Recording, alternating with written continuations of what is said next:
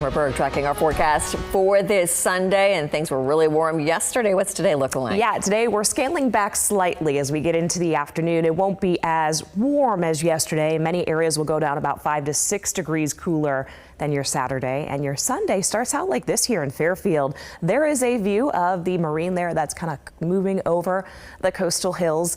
That's helping to aid in a drop in our temperatures we're seeing this morning, and you may even see some of those low clouds trickle here into parts of the valley floor. Right now, Sacramento checks in at 55 degrees, 54 if you're heading out that door right now. In Stockton to walk the dog, you probably want a layer. We're down to 58 this morning in Modesto and 34 checking in with Lake Tahoe.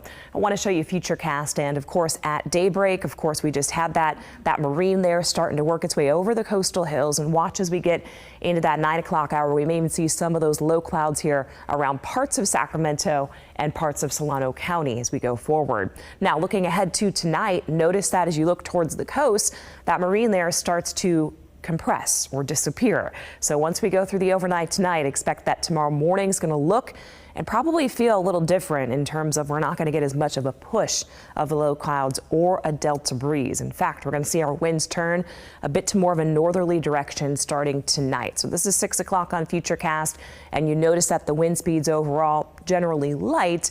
And then as we make our way into your Monday morning for the final day of September, watch this I-5 corridor here. Along and west of it, we'll start to notice that north wind really pick up.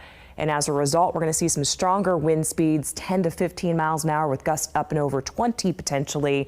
And considering that Monday is also going to be bringing in a little bit more heat, our fire threat index is going to be rising, especially for parts of the valley along and west of I-5. We're going to be in that moderately high category because everything in terms of fuel moisture, very, very dry this time of year. The wind, of course, strengthening, and it's a north wind that just continues to dry us out. So humidity is going to lower, and there are potential areas, especially along and west of I-5, that could see some public safety shutoffs potentially. So we'll be checking on that and keep you posted.